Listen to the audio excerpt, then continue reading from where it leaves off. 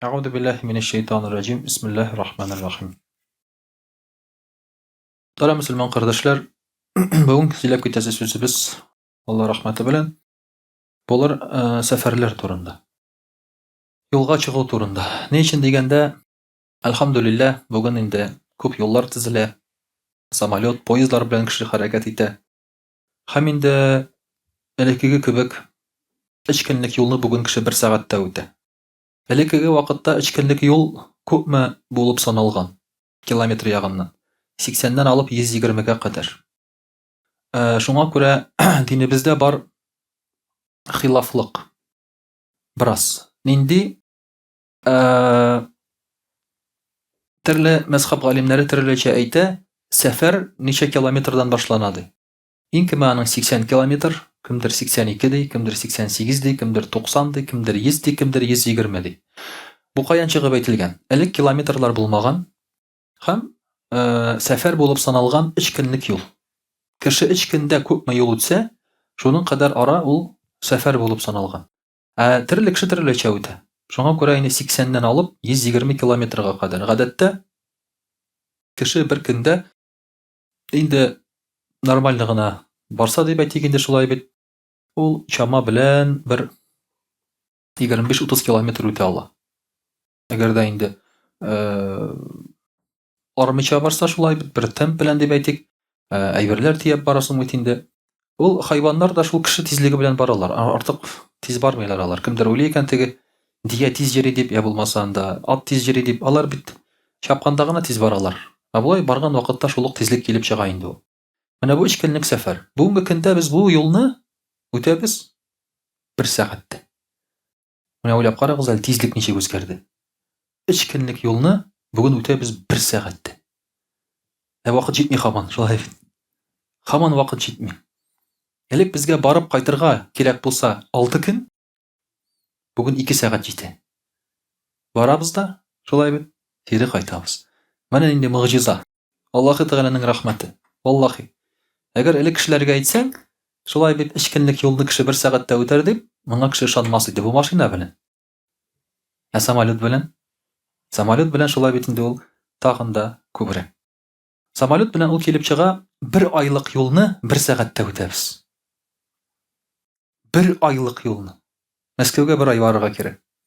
Әгәр дә чыгып китсәң, җәяү, шулай бит инде, әкрен-әкрен генә. Син анда инде барып җитәсең, Алла бирсә. 1 айдан, шулай бит инде. Самолет белән 1 сәгать. Бу тагын да тизрәк. Гаҗәп. Гаҗәп мөхтәрәм кардәшләр. Менә шуңа күрә, алхамдулилlah, Аллаһ Тәгаләгә шөкр кылабыз, рәхмәтләр әйтәбез. Бүген эшләребезне бик тиз эшли алабыз. Ләкин бер вакыт җитми. Элекеге кешегә җиткән вакыт бүген кешегә җитми. Сәбәбе нәрсә? Үзегез беләсез инде шулай. Нәфес. Нәфес. Элек кешегә 6 бала белән яшәргә 36 квадрат җитсә, бүген 360 квадратта җитми. Шуңа күрә, әлбәттә, вакытыбыз безнең буш вакытыбыз күбәйсә дә, нәфес артуыбыз сәбәпле барыбер җитми ул безгә. Димәк, безнең тизлегебез артса да, нәфесебез дә шулай ук артты. Алхамдулилlah. Менә шулай итеп, мөхтәрәм кардәшләр, инде монда да Аллаһның бер хикмәтләрен күрәбез. Димәк, сәфәр. Сәфәргә чыгарга яратабыз, сәфәрдә йөрибез. Сәфәргә ни сәбәпле чыгалар? Ярак юлга ни сәбәпле чыгалар? Юлда йөргән кешене күрсәң, гел уйлыйсың инде шулай, кая бара икән бу кешеләр дисең. Нәрсә җитми инде буларга дисең. Көндез кай вакытта барасың машинада шәһәр буенча йөргәндә дә, бу машиналар нишли икән соң дисең. Ярар, мин эш белән барам инде. Бөтен кеше тик кенә йөргән кебек, бер мәгънәсез, бер сәбәпсез шулай бит. Кызганычка каршы бүген сәбәпсез йөрүчеләр дә бар. Зыйрак сәфәрләргә дә сәбәпсез чыгып китәләр. Мәсәлән, хәзер күрерсез шулай бит. Инде монда галимнәр булай дип әйтә, беренче сәфәргә чыга торган сәбәп гыйлем өчен. Иң мөхтәрәм сәбәпләрнең берсе гыйлем өчен чыгалар. Гыйлем алу өчен. Мәсәлән, Җабир ибн Абдулла радиллаһу анһу 1 ай буе бара, ягъни моннан Мәскәүгә барган кебек, бара Абдулла ибн Унайстан бер хәдис сорар өчен. Аңа бит әле 1 ай барырга, 1 ай кайтырга кирәк. Ул хәдисне Абдулла ибн Унайс кенә белә. 1 ай буе бара да Аңа килеп, менә Пәйгамбәрбез саллаллаһу алейһи ва сәлләм шундый хәдис ишеттең дип, миңа шул хәдисне сөйләле ди. Ул аңа ул хәдисне сөйли, рәхмәт әйтә дә кире бер ай кайтып китә. Бүген без, мөхтәрәм кардәшләр, хәдис тыңлар өчен 5 минут юлда үтәргә әзер түгелбез. 5 минут юлда үтмибез бүген. Бер ай түгел, 5 минутта үтмибез. Менә юлның икенче ягына чыгарга кирәк мәчеткә керергә. Дәрескә керергә. Ни за что. Шулай бит. Безгә кирәкми ул. Инки ул хәдис безнең әнә китапта ята, Аллага шөкер. Хәзер интернет ачамда бер хәдис түгел, 1000 хәдис укыйм. Шулай бит. Бөтен кеше сөйли, Аллага шөкер, бөтен кеше белә. Менә шулай итеп, мөхтәрәм кардәшләр, әлеге дә баягы тагын бәрәкәтләребез китеп бара. Элеккеге вакытта шушы гыйлемне алыр өчен кешеләр вакытларын жәлләмәгәннәр. Бер ай, 2 ай вакыт алар өчен бер хәдис ишетү өчен ул бәрәкәт булып саналган. Һәм шуңа күрә жәлләмичә шушы сәфәрләрен алар тотканнар. Шуңа күрә дә бик тә файдалы, әгәр дә син гыйлем өчен берәр кая барсаң, һәм гыйлем өчен барсаң, гадәттә калганын да күрәсең. Ял итәргә барсаң, булай гына шулай бит, Төркиягә. Гыйлем дә юк, бер нәрсә юк. Гостиницада ашап ятасың. Чөнки анда иртәнге аш бетү белән төшке аш башлана. Шулай бит инде төшке аш бетү белән кичке аш башлана. Шведский стол анда бит. Аларның вакытлары озак. Бассейн бар шунда гына шулай бит инде. Ашыйсың да, пивоңны тотып чыгып ятасың бассейн янына шулай бит инде. Кикерә, икенче ашаганны көтеп. Кешеләр шулай ял итәләр. Барып шулай ял итеп кайталар. Нәрсә күрдең дисәләр, шулай бит инде син Төркиядә мәсәлән, яки анда башка бер илдә. Гостиница күргән. Тән бер нәрсә күрмәгән. Шулай бит. Шуңа күрә анда телдә кирәк түгел, аңа бер нәрсә кирәкми. Бер нәрсә өйрәнмичә кайта ул. Шуның өчен дә гыйлем өчен барсаң, аның тегесендә күрәсең, монсында күрәсең. Диңгезендә күрәсең һәм башкасын. Ул бит инде диңгезгә дә бер-ике кирәп кыйнап чыксаң, күңел була. Анда бер атна буе диңгезгә кыйнап ятырга димәгән. Син анда бер атна буе кыйнсаң да, гомер буе кыйнап туя алмыйсың син, шулай бит. Җитми ул сиңа барыбер. Аның нормасы юк. Менә хәзер мин бер атна кыйнам да, миңа ярты елга җитә ул. Ягъни норма юк ул бит. Машина бакы түгел, тутырып куеп сак барырга. Менә шулай итеп, мөхтәрәм кардәшләр, гыйлем алырга барган җирдән син ялын да аласың, сихәтен дә аласың. Шуңа күрә дә бер файдалы гыйлем алып кайтсаң, үзеңә файдалы булыр. Шуның өчен дә иң беренче әлбәттә мөхтәрәм сәбәп ул гыйлем алырга. Чит шәһәргә барасыңмы, чит илгә барасыңмы син? Ягъни иң мөһиме гыйлемеңне арттырасың. Һәм бу юлда Аллаһ Тәгалә дә сиңа савабын бирә. Шушы гыйлем алырга чыккан кешегә бөтен фәрештәләр, җиһандагы бөтен хайваннар дуга кылып тора. Гыйлем алырга барган кешегә. Һәм әлбәттә син Аллаһ Тәгаләнең саклау астында йөрисең. Икенче сәбәп сәфәр өчен гыйбадат. Гыйбадат кылыр өчен барасың. Пәйгамбәрбез саллаллаһу алейһи ва сәлләм әйтә, әлбәттә, сәфәр кылыгыз өч әйбер өчен ди, өч урын өчен. Мәккә, Мәдинә һәм Әл-Акса. Ике харамга һәм Әл-Акса мәчетләренә. Ягъни гыйбадат кылырга теләсә кеше, менә шушы өч урынга гыйбадат кылырга барырга тырышсын. Беренчедән, бу динебезнең кыйбласы. Бу динебез белән бәйле булган урыннар, монда безнең динебез ингән, Коръән ингән, һәм анда булган бөтен вакыйгалар, алар безнең динебездә чагылыш тапкан, шәригатьтә чагылыш тапкан. Икенче сәбәп, мөхтәрәм кардәшләр, бу урыннарда савап күбрәк була. Башка урынга караганда, гыйбадәткә караганда.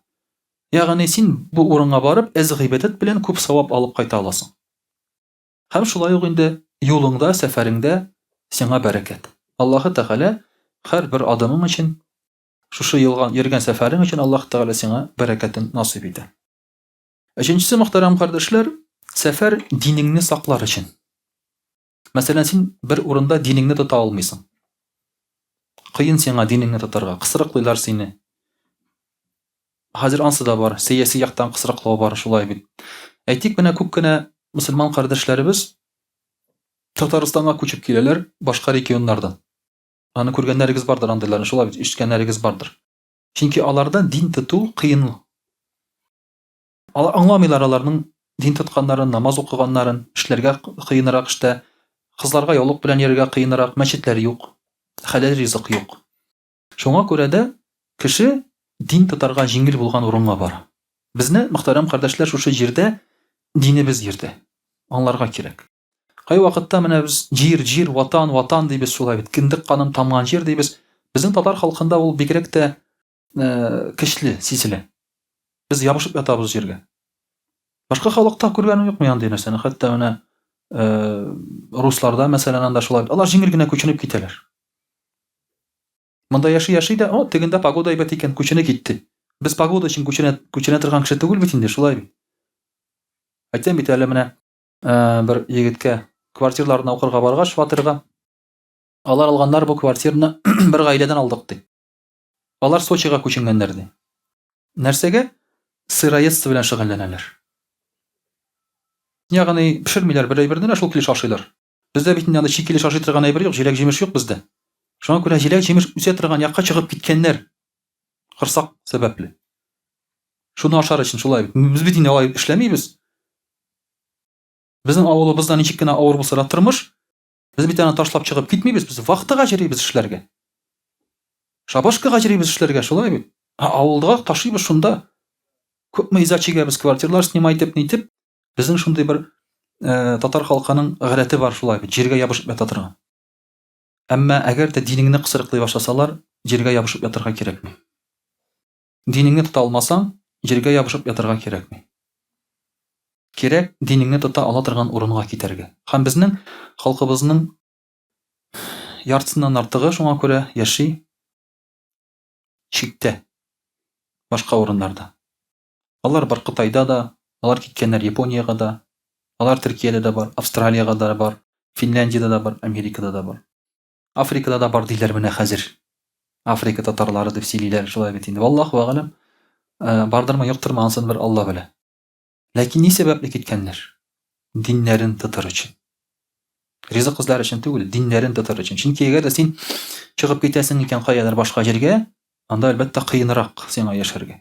Тел кирәк, танышлар, туган тумышлар кирәк, шулай бит инде. Әйтик, мәсәлән, син барып җиттең Төркиягә ди, шулай бит. Төркиягә барып җиттең. Анда бит сабадан кешеләр юк анда. Шулай бит инде. Анда сабадан кешеләр. Шулай, монда җиңелрәк ризык табарга. Төркиягә килеп җиттең дә хасыра бирисең, кая син тим, актаныштан юкмы берәрегез дип. Шулай бит инде. Нинди актаныш диләр алар сиңа. Шуңа күрә әлбәттә инде нәсел-нәсәбең, теге туган тамышларың булган җирдә яшәү җиңелрәк. Әмма динеңне тота алмасаң, әлбәттә барырга кирәк. Дин тота ала торган урынга. Бу безнең өченче сәбәп. Һәм безнең инде халкыбыз моны күбесе шулай эшләгәнен күрәбез. Һәм дүртенче сәбәп, мөхтәрәм кардәшләр, шулай ук тормыш кыен булса, ягъни инде яшәргә авыр икән сиңа, яшәргә җиңелрәк җиргә барырга да мөмкин. Аллаһ Тәгалә тыймый безне. Чөнки Коръәни Кәримдә әйтелә, таралыгыз җир буенча Аллаһның рәхмәтен эзләгез диелә. Аллаһның рәхмәтен эзләп барырга мөмкин. Мәсәлән, бу җирдә авыру, сиңа дәваланырга кирәк. Мәсәлән, кемгәдер Кырым һавасы яхшы килешә. Бар кешеләр сәламәтлек ягыннан күченеп китүчеләр. Шул ук Кырымга, шул ук җылы якларга, шулай бит диңгез буйларына һәм башкасы. Бар мәсәлән, шулай ук мөхтәрәм кардәшләр, яшәү арзанрак булган җиргә баручылар. Яшәү арзанрак булган җиргә бару, бу шулай ук дингә дә кагыла. Чөнки яшәү кыйбат җирдә күп эшләргә кирәк. Ике эш җирдә эшләргә кирәк. Менә японнарны карагыз, алар эшләп үләләр. Японнарда махсус глагол бар эшләп үлгән кешегә. Бездә андый глагол юк, бер глагол, бер фигыль шулай. Бездә эшләп үлгән диләр. Алар икесе ике сүз. Анда бар бер сүз эшләп үлгән кешегә карата. Ни өчен? Чөнки тормыш кыйбат Япониядә. Анда кимендә нормаль яшәр өчен $5000 эшләргә кирәк. Ул Америкага караганда да күбрәк, Европага караганда да күбрәк. Һәм шуңа күрә алар эшлиләр, эшләрен югалтырга куркалар. Кеше эшен югалтса Япониядә, бетте дигән сүз ул кеше түгел ул. Шуңа күрә үз-үзләренә кул салалар алар, эшләрен югалтсалар. Анда суицид та бик зур. Алар урамда кайтып барганда, тротуарга утырып йоклап китәләр. Уйлап кара, бездә бит андый нәрсә юк, Аллаһка шөкер, шулай бит. Яки анда паркта эскәмиядә утырып йоклап китә торган гадәт. Шуңа күрә анда хәзер бар метрода махсус теге йоклый торган урыннар, мондай бокслар. Кеше кайтып җитә алмый өенә, шунда кереп йоклый да, иртә белән тагын шуннан эшкә китә. Чөнки төнгә кадәр эшли, иртүк тагын эштә булырга кирәк. Әлбәттә, мондый илдә синең дин тотарга мөмкинчелегең юк. Син кыл кебек. Шуңа күрә күченергә мөмкин арзанрак булган җиргә. әйберләр арзанрак булган җиргә, ризыкны табырга җиңелрәк булган җиргә. Чөнки ул дингә дә нык йогынты ясый. Бар мәсәлән күп кенә кешеләр шәһәргә күчеп диннәрен оныткан кешеләр. Авыл җирендә яшәгәндә алар намазларын укыйлар, Коръән ятлыйлар. Шәһәргә күчеп намаз укый алмыйлар. Автобуста, метрода бер туктамый шулай бит, яки инде Коръәннәрен оныта башлыйлар. Өйрәнгән Коръәннәрен гел эштә булу сәбәпле. Менә шулай итеп, бу да шулай бит бер сәбәп булып тора, инде тормышны җиңеләйтер өчен. Яки мәсәлән, куркыныч икән бу илдә яшәргә. Синең сәламәтлегең өчен куркыныч, тормышың өчен куркыныч, башка җиргә күченергә мөмкин. Шулай ук инде күченергә була ризык эзләп тә. Ризык эзләп дигән сүз, ягъни эш юк бөтенләй. Кеше әз-мәз генә үзен туендыра ала кайбер урында, ләкин кайбер урында бөтенләй кыенрак. Бу вакытта моның да хәләл ризык эзләүнең шулай бит инде зыяны юк. Менә булар әлбәттә мөхтәрәм сәбәпләр. Бу сәбәпләргә керми, күргәнегезчә, Таиландка йөрү. Шулай бит, кеше җыена да Таиландка чыгып китә, 12 сәгать оча самолетта. Әйтегез әле миңа, Таиландта нәрсә кылган мөселман кешесенә? Нәрсә бар анда? Гыйлем бармы анда? Яки анда бу әйберләрнең берәрсе бармы анда? Юк. Диңгез кирәкме сиңа? Диңгез башка җирдә бар. Мөселманнар булган җирдә диңгез бар. Әлхәмдүлилләh, менә без беренче тапкыр былтыр Кырымга барып кайткан идек. Шулай туры килде, бөтен җирдә Кырым татарлары икән анда теге. Сфера обслуживания дип әйтик инде. Лодкада да алар җирдәләр шунда, теге ниләрдә дә башка шундый нәрсәләрдә Кырым татарлары эшләр, Аллаһка шөкер. Һич югында мәчеткә барып намаз укырга була, анда мәчетләр бар. Әле ул мөселманнар өчен теге бик рәхәт дип урын дип әйтмәс идем мин Кырымны. Ләкин диңгез бар. Җылылык бар. Шулай бит.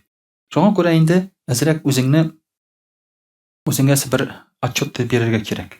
Акчаңны юк хәрәм итмичә, шулай бит сәфәрләрдә дә максималь рәвештә саваплы итеп карарга кирәк. Чөнки син чыгып киттең, шушы юлда уйлап калсаң, Аллаһу а'лам. Ничек җавап бирәсең Аллаһ Тәгалә каршында? Менә шуның өчен дә сәфәрләргә чыккан вакытта инде сәбәпләр, матур, яхшы сәбәпләр эзләргә тырышырга кирәк, мөхтәрәм кардәшләр. Инде иншаллаһ русчада сөйләп китәрбез. А'удhu billahi minash shaitanir rajim. Bismillahir rahmanir rahim. Дорогие друзья, сегодня мы говорим с вами о путешествии, о том, как надо выходить в дорогу. Только что мы рассказали, по каким причинам можно выходить в путь, в путешествие. Мы сказали, можно выходить в путь для получения знаний, для поклонения, например, священные места какие-то, да? У нас есть 3 основных священных места: Мекка, Медина, Иерусалим, Аль-Акса. Также можно выходить куда-то, выезжать, чтобы сохранить свою религию. Если тебе невозможно где-то как-то исполнять все свои религиозные обряды полноценно. Также сказали выходить куда-либо, чтобы облегчить свою жизнь, как по работе, так и по здоровью. Но, дорогие друзья, есть еще такой момент, как выходить в дорогу. То есть правила определенные. Когда ты выходишь в путь, есть определенные правила. Первое правило, когда ты выходишь в путь, надо попросить прощения у людей и вернуть все то, что ты им должен. Потому что ты можешь не вернуться с этого путешествия. Вы скажете, вот я же далеко не еду. Путешествием считается 80 километров пути. Если ты выехал куда-то на 80 километров, это уже путешествие. Раньше этот путь занимал 3 дня. То есть человек уходил из дома на 3 дня. Сейчас это 1 час. По прямой дороге, по асфальту, это занимает 1 час всего. Но это все равно путешествие. У нас много даже имамов разбились между городами. Или между Казанью и своим районом, например, деревней. Имамы, которые приезжали в город по делам, в какое-то собрание, например, они были в пути, они были мусафирами. И они, возможно, были на этом пути всего 1-1,5 часа.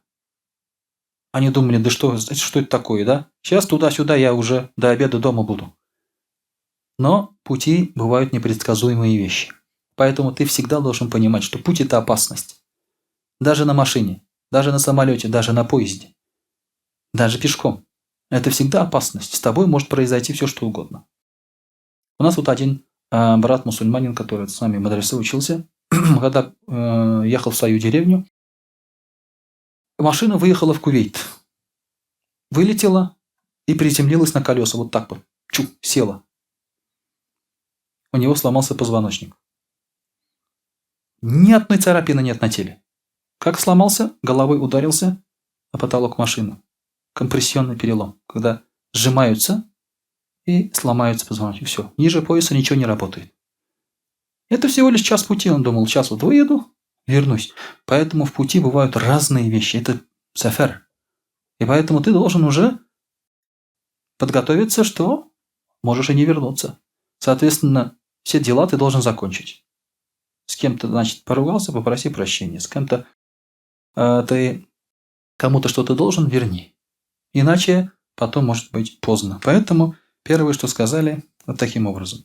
Также нужно взять дорогу припасы. Определенные припасы нужно взять. Потому что, когда ты выезжаешь в дорогу, вот, например, на машине, бывают такие опрометчивые люди. Запаски нет у людей. Запаски нет, ну или нет даже ничего, чем можно, например, заделать дырку в колесе. Нет буксировочного троса.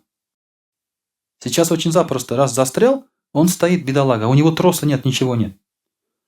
Нет воды с собой, например.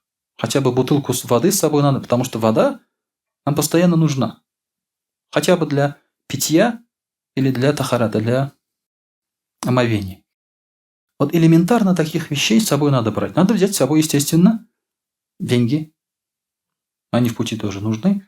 Ну и, соответственно, если ты берешь припасы, если есть возможность, бери чуть-чуть больше, чтобы с кем-то поделиться. Там с попутчиком и так далее. Такие вещи. Второе. Не выходи в дорогу один. Один – это самое плохое. Где человек один, там есть шайтан. Поэтому всегда надо попутчика себе находить. Но если нет, конечно, приходится одному идти. И пророк, саллаллаху алейхи переехал из Мекки в Медину тоже не один. Он сказал Абу Бакру: «Привет, подожди. Пока подожди, говорит, не переезжай». Он сказал ему: «Останься». Они последние уехали. Ну, из общего количества. Там еще Гали, конечно, оставался, Гали, рады Аллаху анху, некоторые другие сахабы. Но Абу Бакр, когда хотел уехать, он ему сказал: «Останься пока, подожди». Почему? Потому что он хотел его взять в попутчики. Когда Абу Бакр, рады Аллаху анху, узнал, что пророк, саллаллаху алейхи, берет его в попутчики, он, сидя, плакал, как ребенок. Он, сидя, плакал, у него все стало мокрым. И дочери узнали, смотрели на него, Айша, рады Аллаху анха, он, что с ним случилось? Ему что-то плохое сказали, говорит, ему хотели что-то сделать, он вообще страдает, подумали. А он плакал от радости, потому что он является попутчиком самому пророку, саллаллаху алейхи вассалям.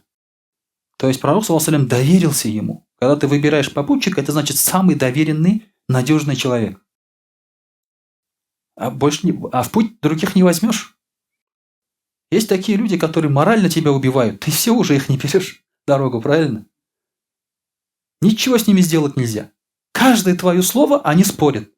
Нет так, нет так, нет сяк, нет сяк, сюда повернем, нет, туда нет, ты так не делай, сяк не делай, эту заправку заедем, нет, другую заедем. Вот так вот каждый раз они каждое твое слово спорят. Ты что говоришь уже? Все, последний раз. Больше мы с ним никуда.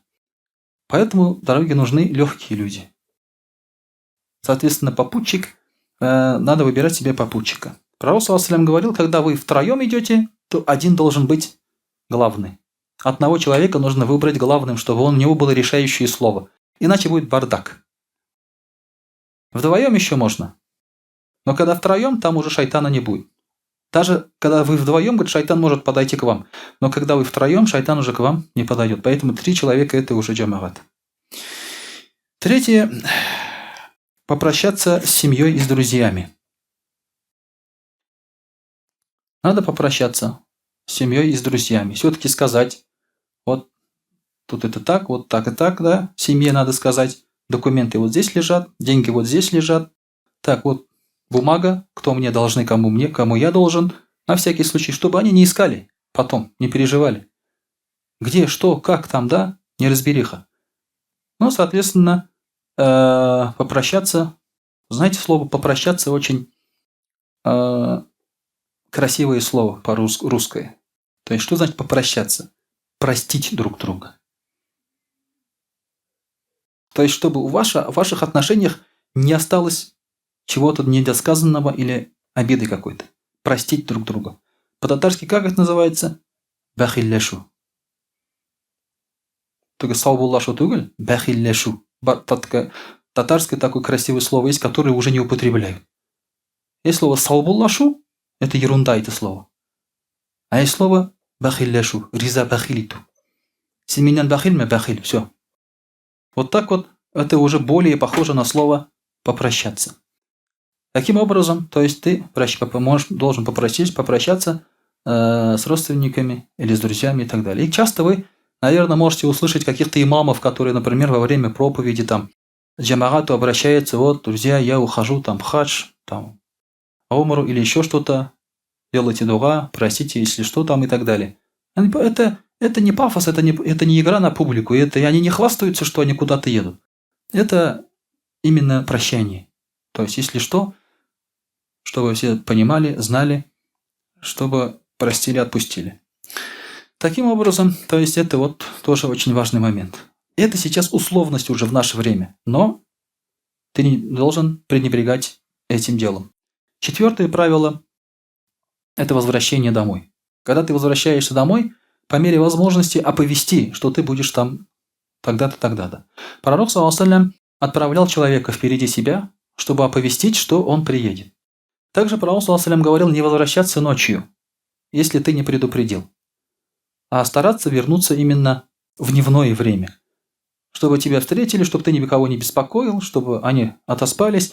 Если твоя жена там дома, чтобы она причесалась, умылась, постриглась, если надо, и чтобы встретила тебя в наилучшем виде. А ночью ты можешь вернуться уже люди не готовы к встрече, так скажем. Но, естественно, если ты вернулся ночью, не надо у подъезда ночевать. Заходи в дом. В дом заходи. Тем более сейчас есть другие возможности оповестить. Гонца посылать не надо. Сейчас можно смс-ку отправить, можно позвонить, да.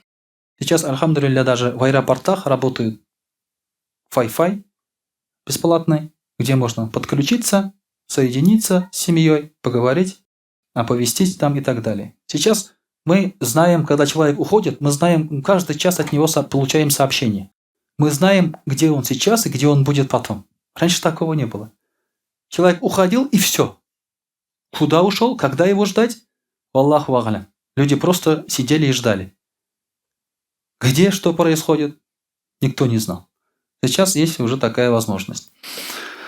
Но наши жены, когда мы уходим, они переживают из-за чего? Чтобы с нами что-то не случилось? Нет, они переживают, чтобы мы где-то там не взяли вторую жену.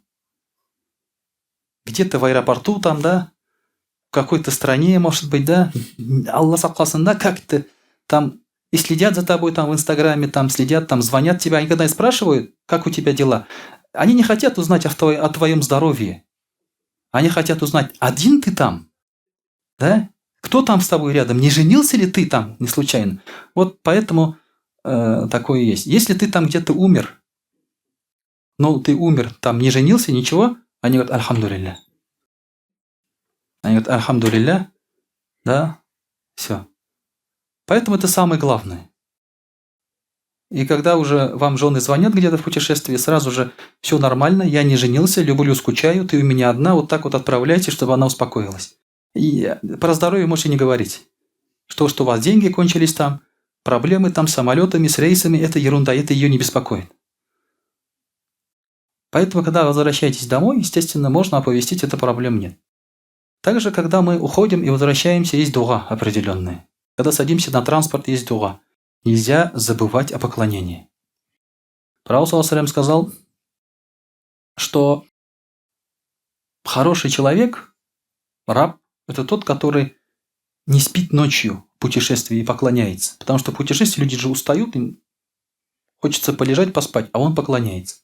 В путешествии можно читать нафиль намазы, сидя на транспорте. В машине там, на верблюде там или на чем-то еще. фаразы ты должен спуститься на землю. Ты должен на земле прочитать. Это, если есть возможность, если едешь в машине, надо остановиться и прочитать на земле. Сунны можешь читать вот так вот, сидя. В направлении, куда едет транспорт. Поэтому это большая возможность, большая легкость. В самолете сидишь, что там делать? Там смотреть нечего. Читай намаз, нафиль намазы, пожалуйста, можешь ехать. Также в путешествии есть облегчение по поклонениям. Это и таяммум можно взять, это и на кожаные носки можно мясах делать. Кстати, у нас есть ребята, которые сейчас вот делают носки, мясах на обычные носки. Я тут зашел однажды в туалет, там один мусульманин, там шурт-шурт носки, мясах сделал. Я смотрю на него, в мечети так жарко. Вода теплая. Что мешает ему снять носки? Пророк, саллаллаху дома мясах никогда не делал. Мясах он делал только в путешествии. Поэтому, когда у Аиши, радийаллаху анха, спросили, как пророк, саллаллаху делал мясах, она сказала, спросите об этом у Али, радийаллаху анху, потому что он был с ним в путешествии. А Аиша не знает, как делает мясах, потому что она не видела, что пророк, саллаллаху дома делал мясах. Он мыл ноги дома. И оригинал в Коране – это мытье ноги, а не мясах. Тем более на простые носки. Что мешает снять простые носки, помыть их в теплом помещении теплой водой? Я не знаю. Я не знаю, что мешает. Вот здесь у меня ответов нет. Тем более на простые носки делать мясах нельзя. Если вас кто-то заблуждает и говорит, что можно, нет, нельзя, ни в одном масхабе нельзя. Потому что когда говорится хуф, аль-масху аля хуфейн, хуф это имеется в виду уличная обувь, из грубой кожи. Вот туда можно делать мясах. Если вы в обуви находитесь зимой, например, или там на охоте, на рыбалке, вот можете мясах делать прямо на обувь свою. Вот это читик называется, а не носки. Хуф это означало обувь. Раньше тонкая обувь была такая, летняя. Вот это назывался хуф, это не носки. Это сейчас мы называем носками. А простые носки это ничего. Это чтобы просто нога не потела. То есть она не играет никакой роли. Вот поэтому не забывайте, дорогие друзья, такие тоже моменты. И вот пророк, саллаллаху алейхи, когда возвращался и когда куда-то поднимался на возвышенность какую-то, то есть когда они ехали, он, когда куда-то поднимался, 3 раза говорил Аллаху Акбар, Аллаху Акбар, Аллаху Акбар. Ла илляха илляллах, вахдаху ла шарика лах, лахул мульку ва лахул хамду, ва хуа аля кулли шайин кадир. آيبون تائبون عابدون ساجدون لربنا حامدون صدق الله وعده ونصر عبده وحزم الأحزاب وحده. Вот такой короткий духа он читал, когда поднимался на какую-нибудь возвышенность. То есть вот в этих вот путешествиях тоже есть определенные поклонения. Поэтому, дорогие друзья, вы там многие куда-то ездите, вот не забывайте об этих правилах. Правила несложные, легкие, но зато будет баракат. Будет баракат. Я тоже иногда, вот, дочка меня спрашивает, а ты, говорит, почему мне нельзя гулять? 18 лет уже ей. Спрашивает, почему мне нельзя гулять? Я говорю, как гулять? Я, говорит, хочу там что-то смотреть. Я говорю, скажи, что ты хочешь посмотреть, я тебя отвезу. Нет, говорит, я, говорит, хочу одна. С подругами. Я говорю, ты пойми, когда ты шарахаешься с подругами без цели куда-то, тебя ангелы не охраняют. Тебя ангелы не охраняют. Бараката нет в этих вещах. Если куда ты идешь, имей благую цель. Имей благую цель, и тогда ты получишь саваб. Поэтому любой выход из дома, любое путешествие должен иметь определенную благую цель. Тогда будет, иншаллах, защита от Аллаха субханаху ва тааля. وأقول قولي هذا وأستغفر الله الغفار لي ولكم ولسائر جماعة المسلمين الحاضرين أجمعين إنه هو الغفور الرحيم الجواد الكريم السميع الدعاء.